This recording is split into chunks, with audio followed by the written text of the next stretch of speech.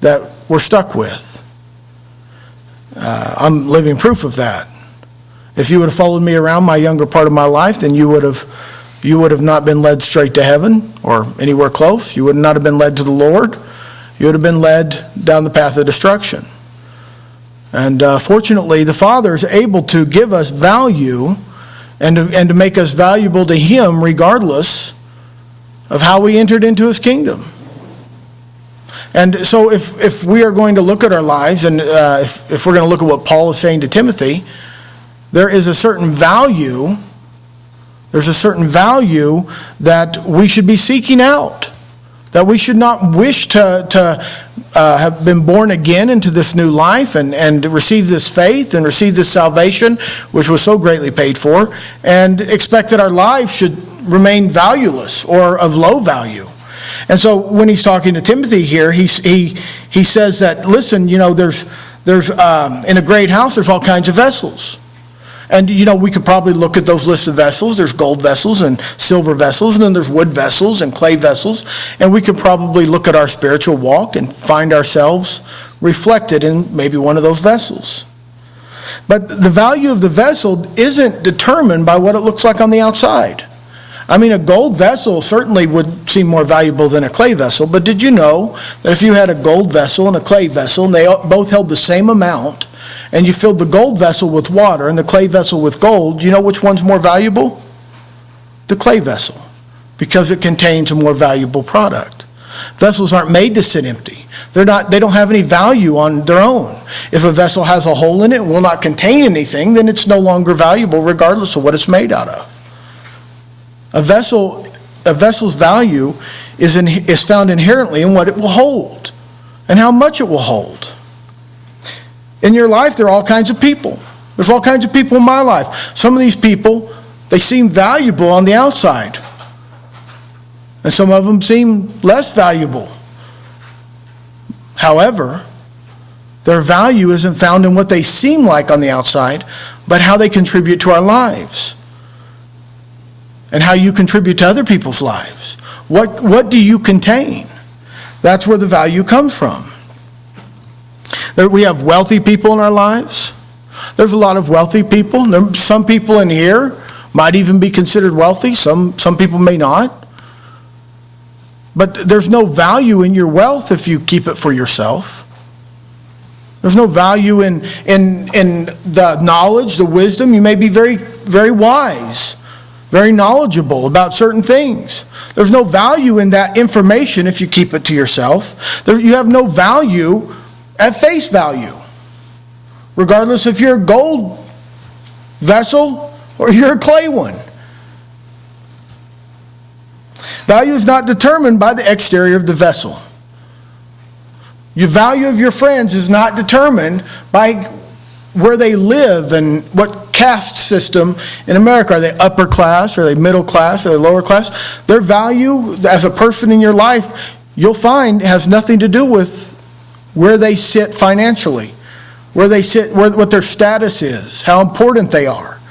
Their value in your life is specifically tied to what they contribute to your life, what they contain. That's why so many people will look at sports players as being very valuable and very, very noteworthy people worth looking up to because they contribute to their lives, because they sit there and watch the sport and this guy wins the game for them, or this woman does this, or this fellow does this over here. Maybe this guy over here is good at shooting baskets. I don't know. I don't watch hockey. I figured I'd get a giggle. The truth is that those people really don't have any value, though, do they? Do they really do anything for you other than make you feel a little good for a few minutes when you watch their game? No. And yet, they're often valued, and their opinions are valued more than they should be because of their exterior. Father tells us, he says, judge not by appearance. Actually, the Messiah said this, judge not by appearance, but judge with righteous judgment. Isn't that what he says? Don't look at the outside of the vessel. Look at what they're actually doing for you. Look at what they're actually doing for you. In our life, we have all kinds of people. And sometimes we might value the wrong ones. Make sure you value the right ones. We judge a vessel not just by its contents. I mean, we do judge a vessel by its contents, but not just by its contents. Not by just what's placed in the vessel. But what's placed in the vessel is important because the vessel's made to have something in. We judge a vessel by what's placed in the vessel and by what comes out of the vessel.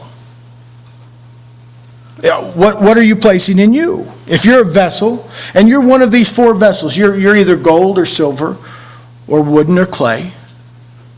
If you're one of these four vessels, that's not a limitation of who you are in the kingdom. That's not a limitation of who you are in the house. You have to ask yourself not what kind of vessel I am, but what's being placed inside of me. Are you filling yourself with Torah? Are you filling yourself with Scripture? Are you filling yourself with the gospel? Are you filling yourself full of things that are wholesome and good? Because that's where value. I mean, if you're gonna be valued, you have to be valued by what's inside of you to start with. See, there's so many people out there that are filling themselves with the junk on television. They're filling themselves with smut off the internet. They're filling themselves with trash. They're filling themselves with dirty jokes and terrible things. And maybe they're not filling, maybe you're not filling yourself with those things. But maybe you're just allowing a little bit in every once in a while, right? You're not filling yourself. You know how much, when they make rat poison, they make that stuff out of 99% stuff that's good for the rat? Did you know that most of the stuff in rat poison is healthy? It's actually good for the rat. If you go read a package of rat poison, if you look, 95 to 99% of whatever is put in that rat poison is grain and fiber and things that the rat would want to eat.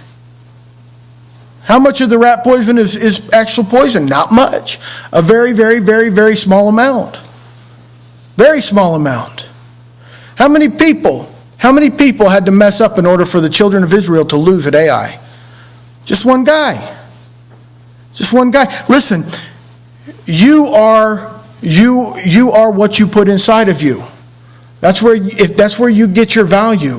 What kind of percentage do you have to put in your life of stuff that you shouldn't put in your life? Does it take to devalue everything in there?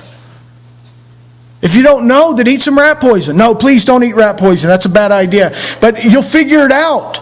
You feed the rat poison to a rat. You'll figure it out. Not miscarriage rats. A different rat. A wild rat. I saw Buck getting some ideas. But feed some rat poison. Watch what happens when a rat eats rat poison. Is it good for it? Even though it's eating all that good stuff? No, it kills it.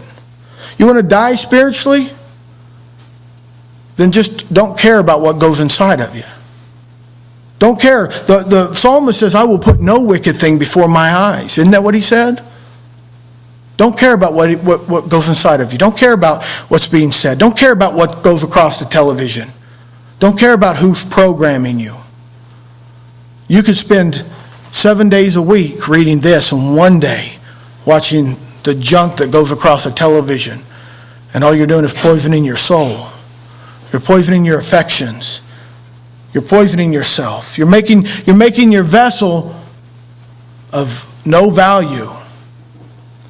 If I filled up a vessel full of water and everybody in here was thirsty, and in the process of filling it up, I looked inside and saw after it was half full that it had a dead fish in there. And you guys were thirsty, and I said, hey, listen, I've got water.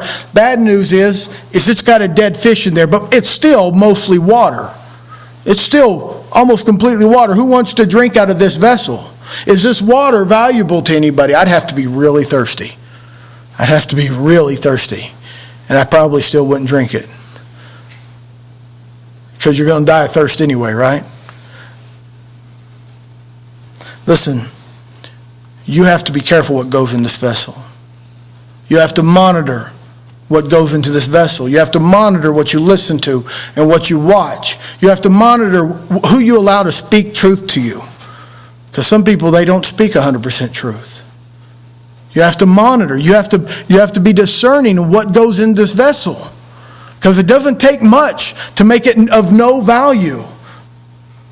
It doesn't take much at all to make this vessel to what's inside of it has nothing. Sin poisons the contents. It robs us of value. When Paul was saying here, he says,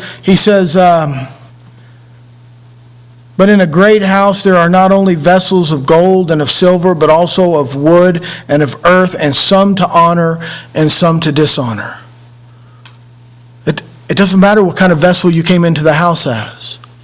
What matters is are you going to be a vessel of honor or a vessel of dishonor? It's not just what is placed in the vessel, though, that gives it honor, that gives it value. That word honor comes from the Greek word, which means value.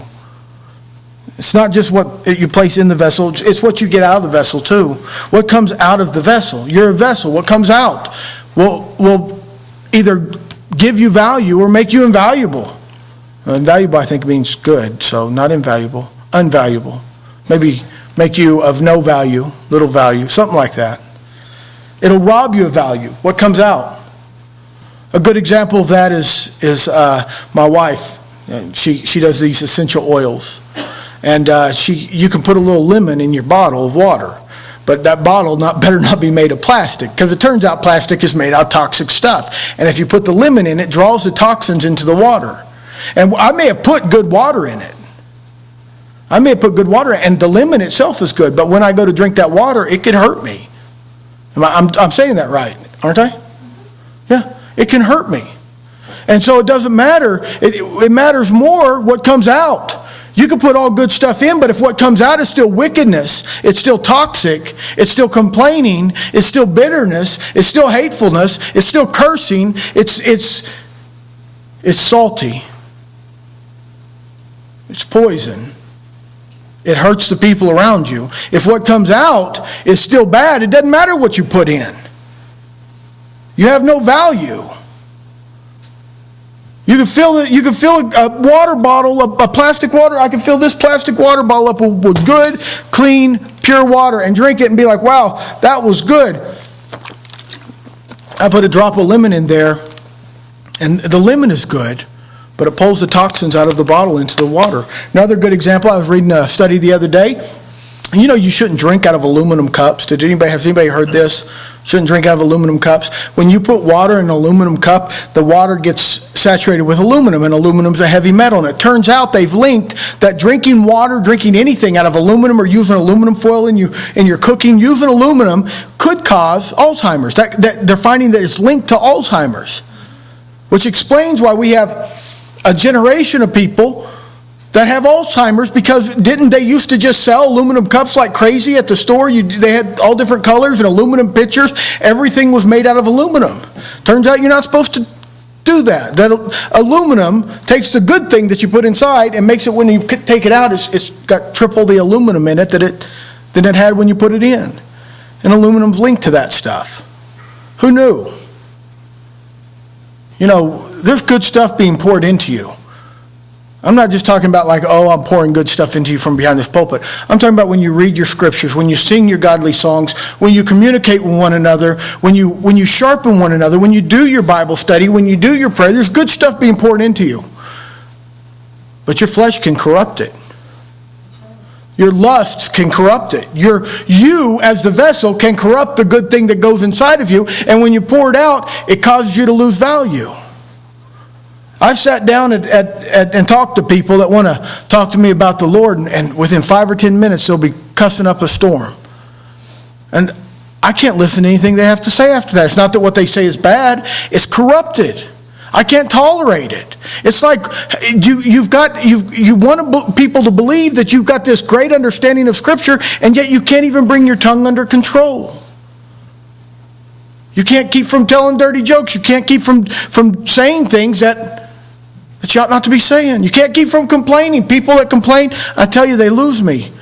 People that complain are not spiritual.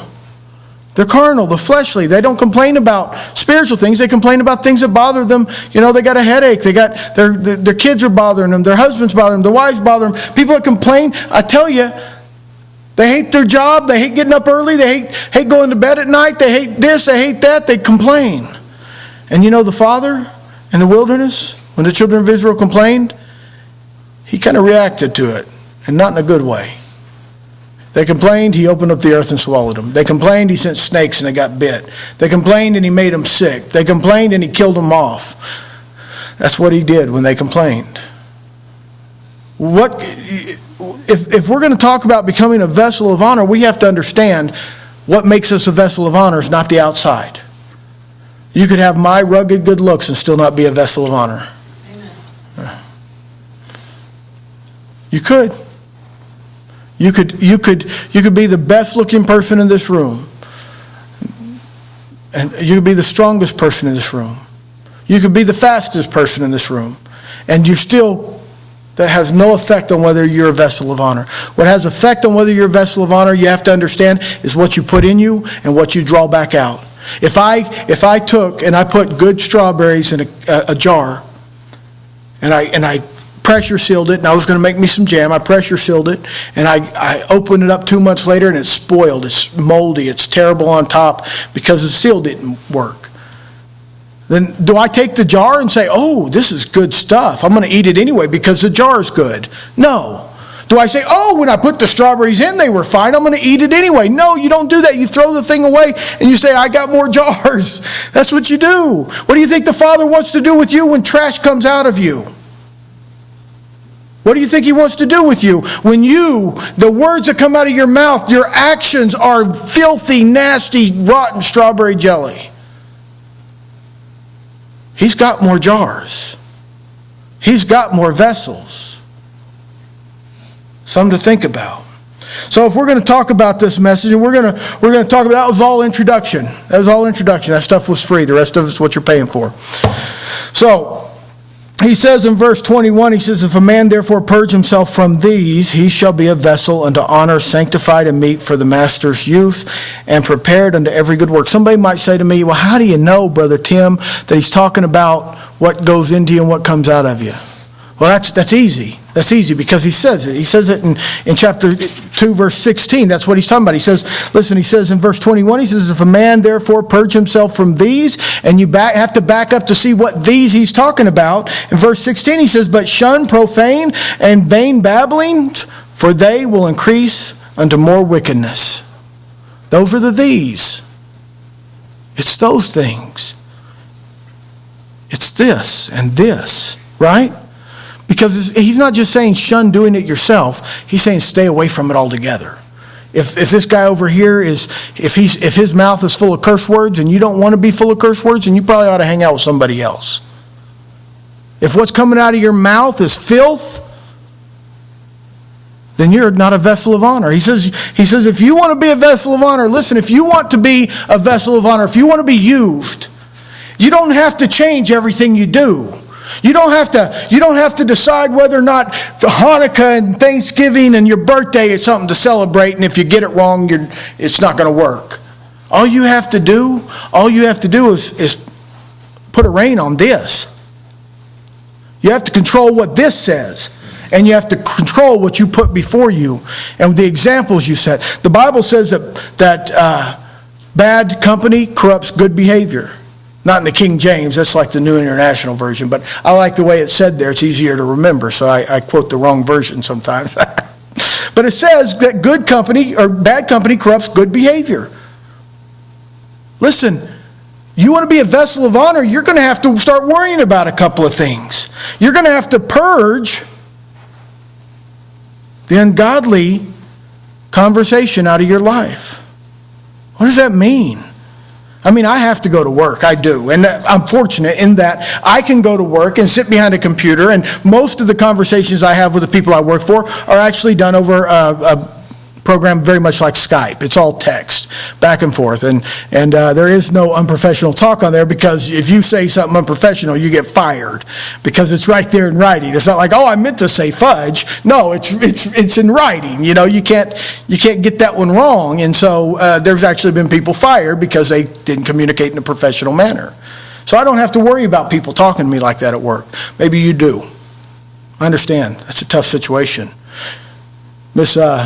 Ms. Bontrager, Mr. Bontrager work for the public school system. They got kids on their bus. They can't control how all them kids talk, can you? And nothing you can do about it if they start talking that way. But let me tell you something. You have to do the best you can, don't you? You have to do the best you can. Sometimes you have to put up with stuff at work, but you don't come home and turn on the TV and make it part of your permanent life. You put work behind you. When you get home, you found a sanctuary. You get in your scripture. You put on some good godly music. You do something so that way you can purge that stuff out of you because it came in and you got to get it out. It's not going to get out if when you come home, you turn on the TV and you listen to the same kind of talk. It's not going to come out if when you get home, you turn on the music and they sing the same kind of things that you just heard at work. It's not going to come out of you unless you purge it with the things that are godly. Because I tell you what, if you surround yourself 24/7 with ungodliness, then it'll lead to your wickedness. Isn't that what it says? Isn't that what it says in 2 Timothy chapter 2, verse 16? It says, "For they will increase into more wickedness." Is there value in wickedness? No, not with our Father. You could be a vessel of gold and be a spittoon. Do you want to be a spittoon? I don't know anybody wants to be a spittoon. Do you want to be a bedpan? There's something that some people might understand. Most people hear me not know what a spittoon is. A spittoon is what they used to put in saloons so if people would chaw tobacco, they could spit in it. And it filled up full of spit and somebody had to go dump it out in the street every once in a while. I don't want to be a spittoon. But I'll tell you what, I don't want to be a bedpan either. I don't even want to be that bottle that you carry around in your car to spit your sunflower seed shells into. I don't even want to be that. I want to be filled up with Him. I want to be filled up with His Word. I want to be a vessel of honor. I don't want to be a vessel of trash. I don't want to be a vessel of dishonor. I want to have value.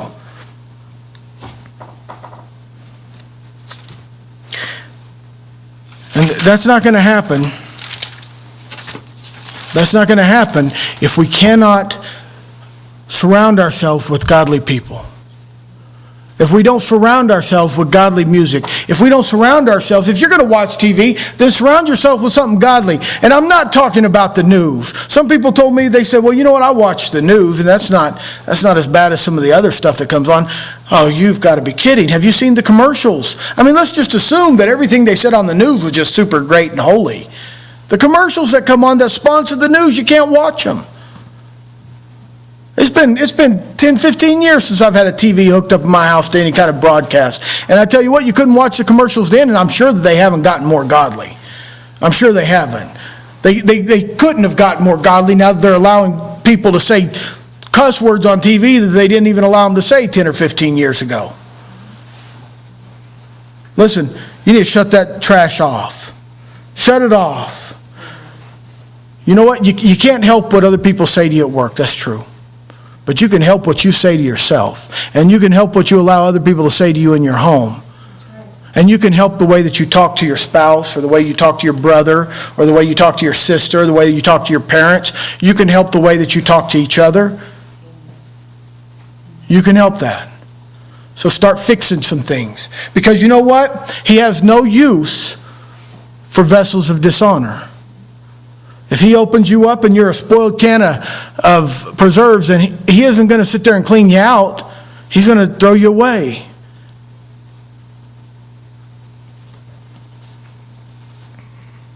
If a man therefore purge himself from these, he shall be a vessel unto honor. Listen, a vessel of honor. You'll have value. What does that mean? You don't get to start doing stuff in his house here if you don't have value. There's stuff that needs to get done. You don't get to do it. You don't get called to do it. You just sit there and do nothing if you don't have value. He says, if a man purge himself from these, he shall be a vessel of value, of honor. I want to have value. It says that he will be sanctified. Isn't that what it says? He shall be a vessel of honor, sanctified. What does that mean? It means set apart. Listen, I don't want to be grouped up with the rest of the world. I want to be set apart. Not just in the way that he treats me, obviously in that way. I mean, I want to receive his blessings. I want him to pour his love out on me in a way that is completely different than the way he does to the world. I want to feel his blessings. I want to feel his promotion. I want to feel his love. I want him to answer my prayers, but I want to be set apart in the very way that I think. I want to be set apart in the way that I look. I want to be set apart in the things that I do. I want to be set apart. Because if I'm not set apart, then how do I know? How do I know I have value? How do I know that I'm His if I'm lumped in with the rest of them? I want to be set apart. I want to be set somewhere different. I want to be placed on a shelf in His house and said, hey, He is doing good. He is full of honor. He's of value to me. I don't want to be thrown in the trash. I don't want to be the garbage can. I want to be a vase. And you know what? To be set apart, you have to purge the vain and profane babblings. He says that he shall be a vessel of honor. He shall be sanctified. And meet for the master's use. Sorry, my phone started ringing there for a second. I don't know. They must not know that I keep the Sabbath. Meet for the master's use. That means useful. You know what you can do with a coffee can once it's empty? Just about anything. You could throw it away. You can use it to keep your flour in it, keep it dry and stuff. If you had those two options, if you're that coffee can, would you rather be used or thrown away? Would you rather would you rather Him look at you and say, hey, this is somebody I can use? This is somebody I can redeem for a purpose? Or would you rather be somebody that He looks at and says, hey, you know what? I've got 1,000,000 of these. I'm not even sure if I need this one anymore. Baby jars. You know what you can do with a baby jar once it's empty? Almost nothing. Because the lids don't even screw on very tight. They don't have the what is it called? The threads on them. They don't have the threads. They're just plastic, and you can shove them on there and they'll leak, and once you open them up, they're almost useless. You can't do much with them. I don't want Him to look at me and say, hey, I've got 1,000,000 of these. I don't need one more.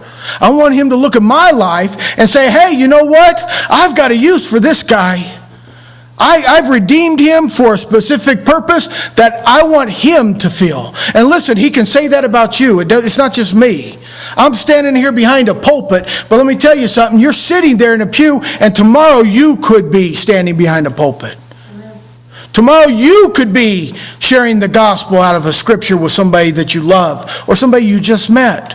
Tomorrow you could be a missionary. Tomorrow you can be a vessel of honor, a vessel of value, a vessel that is meet for the master's use, right? Isn't that what we're supposed to do? We're supposed to be meat for His use. You know what? If you're not being used, then make yourself useful. Clean up your language. Clean up what you surround yourself with. Finally, he says in verse 21, he says, and he shall be a vessel unto honor, sanctified and meet for the master's use, and prepared unto every good work. I want to be profitable. I want to turn a profit for my master. Listen, you can take a coffee can and you can punch a bunch of holes in it and maybe put a light in it and make pretty shapes on the wall. I've seen people do that on Pinterest or something. And you just ruined a perfectly good vessel. And maybe it's doing something. Maybe it makes you feel good. But I don't want to just make somebody feel good. I want to be so useful that when the Father sees me, He says, well done, my good and faithful servant. I want to be profitable. I want to bear fruit for Him. I want so much fruit to be on me that it just falls off. Listen, we're all a bunch of trees, and we're supposed to bear fruit, a specific type of fruit. He has an expectation. He gives us the fruit of the Spirit. I'm going to tell you, that's a good place. That's a good place to look to see what kind of qualities He's looking for in His fruit. But we're supposed to be bearing fruit. Now, sometimes people, they go through a season where they're pretty dry. Just like your tree will. You got an apple tree today, I guarantee it doesn't have any apples on it. Not any that you'd want to eat anyway. There's no fruit on it. You probably can't even tell it's an apple tree because there's probably no leaves on it either, is there? You'd just be like an old brambly tree over there in the yard. But let me tell you something. When the season comes and you're supposed to bear fruit, guess what happens if you don't bear it? Then you become smoke wood, don't you? Listen, he's got an expectation, and maybe you're not in that season, but I tell you what, the season's coming, and you're supposed to be bearing fruit. And if you're not bearing fruit, you know what that apple tree's doing all winter long? It's preparing to bear fruit. It's preparing. It's pulling its sap into its roots. It's staying alive, and then so that way next spring the blossom will come out, and by next fall there'll be apples on the tree. It's preparing to bear fruit. If you're not bearing fruit right now, then are you preparing to? Are you preparing to bear fruit? Are you preparing to be profitable? His expectation for each and every one of us is to be a profitable vessel, a valuable vessel. Because the unvaluable vessels, they just get cast out. You know, our cabinet where we keep our cups used to be plumb full of plastic, old plastic peanut butter jars and salsa jars and any kind of jar, because that was our cups, because the kids, when they were little, they would break them. And I think Tina broke quite a few herself because she's kind of clumsy. But they'd break the cups, so we stopped buying cups because they just get broken or they get left in the yard or something. And we started using peanut butter cups, and we would start using them, and we just clean them out and use them to drink out of. And that sounds all great that we turned something that was trash and turned it into something that we could use. But the truth was, the reason we did that because we didn't care if they got broke. You know, when we get broke, it should break the Father's heart. We should have value. We should have a usefulness. There should be a profit to our lives. You know, we're all vessels. His house is full of vessels. What kind of vessel are you going to be? It all depends on what comes out of you and what goes into you. It all depends on what you put before your eyes and what comes out of your mouth. And that's why James, I believe, said that if you can control the tongue, then you're a perfect person. And it wasn't it James that said that? I believe so. Listen, we have to desire to be a profitable, valuable vessel. Otherwise, it's not going to happen. It's not going to happen. And this is, I believe, why the psalmist said, he says, I lift up my soul unto you. I'm giving you the desires of my heart. Let's all stand.